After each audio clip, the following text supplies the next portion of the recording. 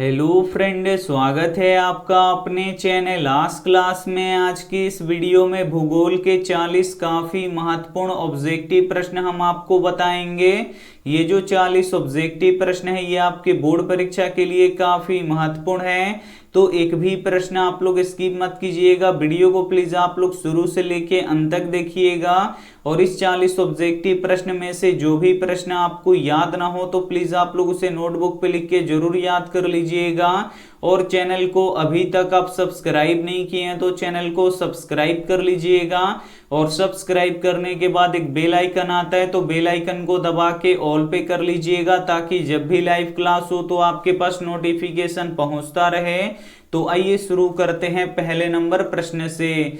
तो पहला नंबर प्रश्न है कि सर्वाधिक वर्षा होता है। ए ऑप्शन है पूर्णिया में, बी ऑप्शन है चेरापूंजी में, सी ऑप्शन है कोची में, डी ऑप्शन है मानसिंहराम में। तो यहाँ पे आपको बताना है कि सर्वाधिक वर्षा होता है तो सर्वाधिक वर्षा कहाँ पे होता है, तो मानसिंहराम में होता है। इसे आपको याद रखना है, काफी महत्वपूर्ण प्रश्न है। यहाँ पे डी ऑप्शन बिल्कुल ही सही हो जाएगा। और मानसिंहराम कहाँ पे है, तो ये मेघालय राज्य में है, तो ये भी साथ में आपको याद रखना है। आइए देखते हैं अगला प्रश्न। दो नंबर प्रश्न है कि काली मृदा का दूसरा नाम क्या है। ए ऑप्शन है बलुई मिट्टी, बी ऑप्शन है रेगुन मिट्टी, सी ऑप्शन है लाल मिट्टी, डी ऑप्शन है पर्वतीय मिट्टी। 2 नंबर भी प्रश्न काफी महत्वपूर्ण है आपके बोर्ड परीक्षा के लिए।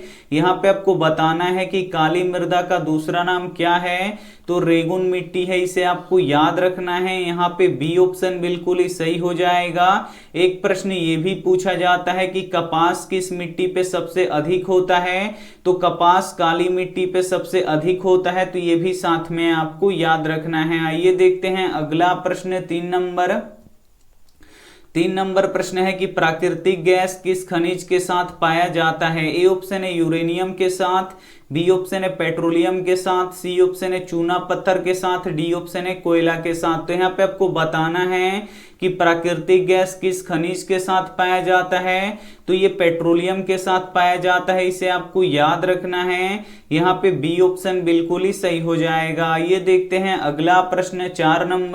4 नंबर प्रश्न है कि सरदार सरोवर बांध किस नदी पर स्थित है। ए ऑप्शन है गोदावरी नदी पर, बी ऑप्शन है नर्मदा नदी पर, सी ऑप्शन है कावेरी नदी पर, डी ऑप्शन है सतलज नदी पर। तो यहाँ पे आपको बताना है कि सरदार सरोवर बांध किस नदी पर स्थित है, तो सरदार सरोवर बांध नर्मदा नदी पर स्थित है, इसे आपको याद रखना है। काफी महत्वपूर्ण प्रश्न है। यहाँ पे बी ऑप्शन बिल्कुल ही सही हो जाएगा। ये देखते हैं अगला प्रश्न।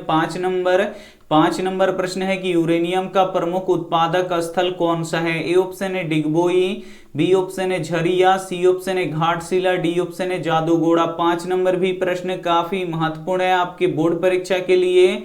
यहाँ पे आपको बताना है कि यूरेनियम का प्रमुख उत्पादक स्थल कौन सा है, तो जादूगोड़ा है, इसे आपको याद रखना है। काफी महत्वपूर्ण प्रश्न है। यहाँ पे डी ऑप्शन बिल्कुल ही सही हो जाएगा। ये देखते हैं अगला प्रश्न। 6 नंबर प्रश्न है भारत का सबसे बड़ा लौह उत्पादक राज्य कौन सा है। ए ऑप्शन है कर्नाटक, बी ऑप्शन है गोवा, सी ऑप्शन है उड़ीसा, डी ऑप्शन है झारखंड। तो यहाँ पे आपको बताना है कि भारत का सबसे बड़ा लौह उत्पादक राज्य कौन सा है, तो कर्नाटक है, इसे आपको याद रखना है। काफी महत्वपूर्ण प्रश्न है। यहाँ पे ए ऑप्शन बिल्कुल ही सही हो जाएगा। ये देखते हैं अगला प्रश्न। 7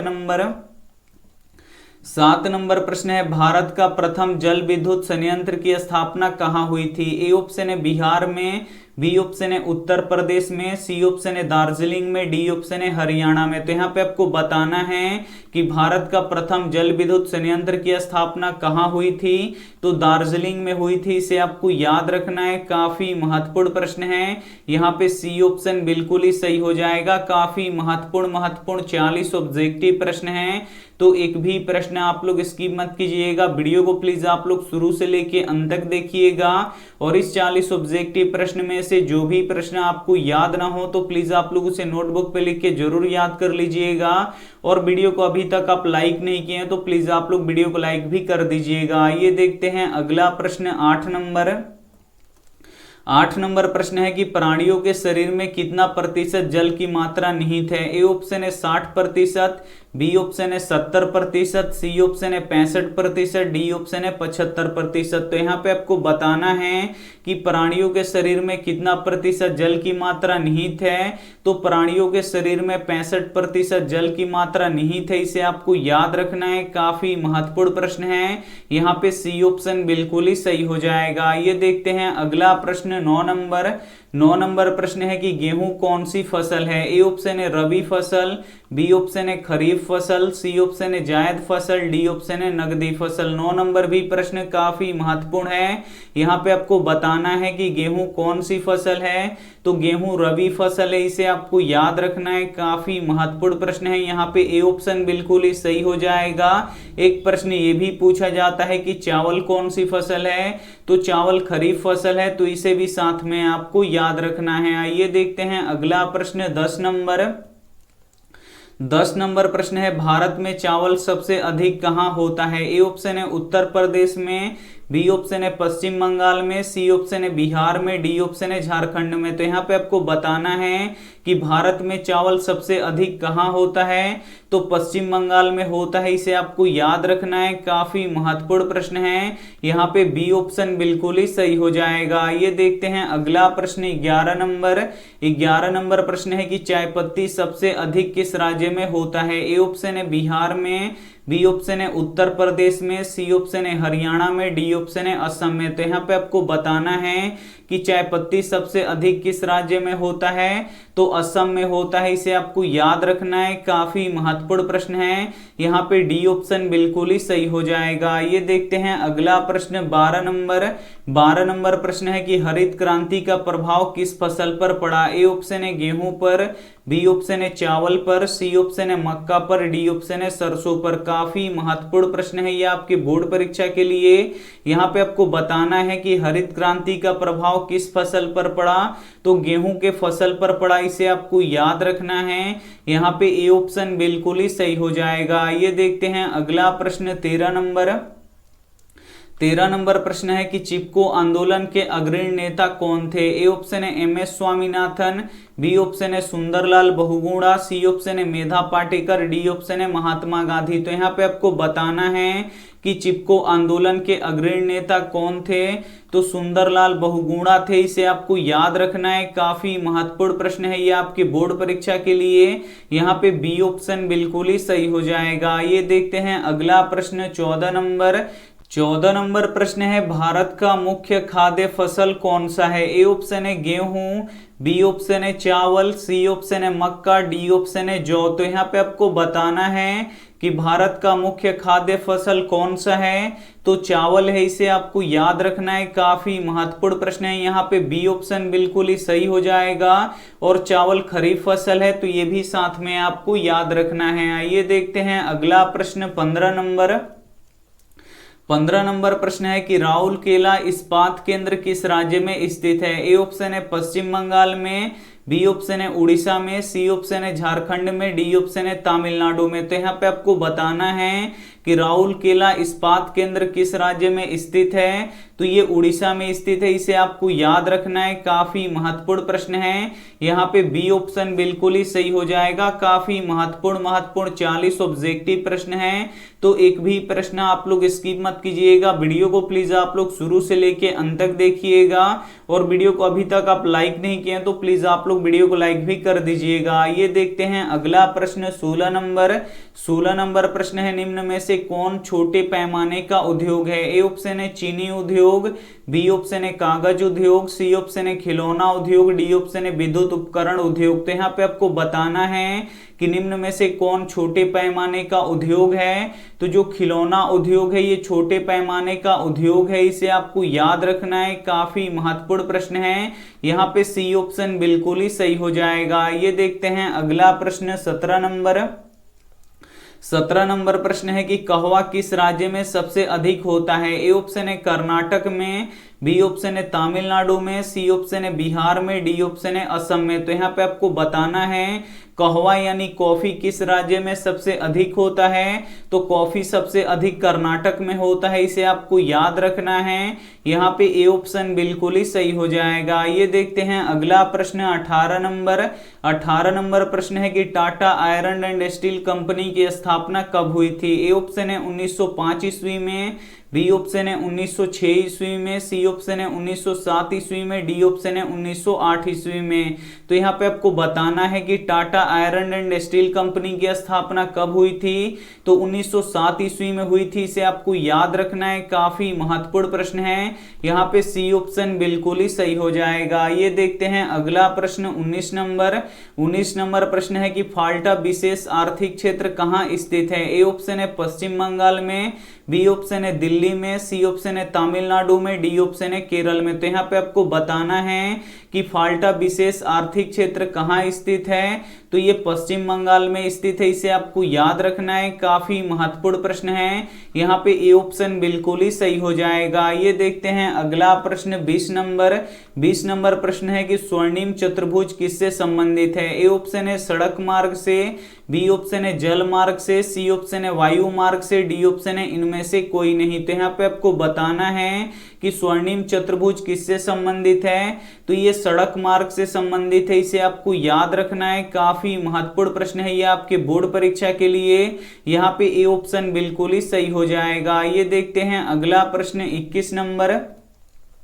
21 नंबर प्रश्न है जूट सबसे अधिक कहाँ होता है। ए ऑप्शन है पश्चिम बंगाल में, बी ऑप्शन है असम में, सी ऑप्शन है केरल में, डी ऑप्शन है गुजरात में। तो यहाँ पे आपको बताना है कि जूट सबसे अधिक कहाँ होता है, तो जूट सबसे अधिक पश्चिम बंगाल में होता है, इसे आपको याद रखना है। यहाँ पे ए ऑप्शन बिल्कुल ही सही हो जाएगा। और जूट को सुनहरा रेशा भी बोला जाता है, तो इसे भी साथ में आपको याद रखना है। आइए देखते हैं अगला प्रश्न 22 नंबर प्रश्न है कि कौन सा शब्द दो या दो से अधिक देशों के व्यापार को दर्शाता है। ए ऑप्शन है आंतरिक व्यापार, बी ऑप्शन है बाहरी व्यापार, सी ऑप्शन है अंतरराष्ट्रीय व्यापार, डी ऑप्शन है स्थानीय व्यापार। तो यहाँ पे आपको बताना है कि कौन सा शब्द दो या दो से अधिक देशों के व्यापारों को दर्शाता है, तो अंतरराष्ट्रीय व्यापार दर्शाता है, इसे आपको याद रखना है। यहाँ पे सी ऑप्शन बिल्कुल ही सही हो जाएगा। ये देखते हैं अगला प्रश्न 23 नंबर प्रश्न है निम्न में से कौन संचार का साधन नहीं है। ए ऑप्शन है टेलीफोन, बी ऑप्शन है सिनेमा हॉल, सी ऑप्शन है लाउड स्पीकर, डी ऑप्शन है डाकघर। काफी महत्वपूर्ण प्रश्न है। यहाँ पे आपको बताना है कि निम्न में से कौन संचार का साधन नहीं है, तो सिनेमा हॉल संचार का साधन नहीं है, इसे आपको याद रखना है। यहाँ पे बी ऑप्शन बिल्कुल ही सही हो जाएगा। ये देखते हैं अगला प्रश्न 24 नंबर प्रश्न है भारत में सबसे ऊंचा सड़क कहाँ स्थित है। ए ऑप्शन है लेह में, बी ऑप्शन है मनाली में, सी ऑप्शन है दिल्ली में, डी ऑप्शन है जमालपुर में। तो यहाँ पे आपको बताना है कि भारत में सबसे ऊंचा सड़क कहाँ स्थित है, तो लेह में स्थित है, इसे आपको याद रखना है, काफी महत्वपूर्ण प्रश्न है। यहाँ पे ए ऑप्शन बिल्कुल ही सही हो जाएगा। ये देखते हैं अगला प्रश्न 25 नंबर प्रश्न है कि पूर्व मध्य रेलवे का मुख्यालय कहाँ है। ए ऑप्शन है पटना में, बी ऑप्शन है हाजीपुर में, सी ऑप्शन है समस्तीपुर में, डी ऑप्शन है बरौनी में। तो यहाँ पे आपको बताना है कि पूर्व मध्य रेलवे का मुख्यालय कहाँ है, तो हाजीपुर में है, इसे आपको याद रखना है, काफी महत्वपूर्ण प्रश्न है।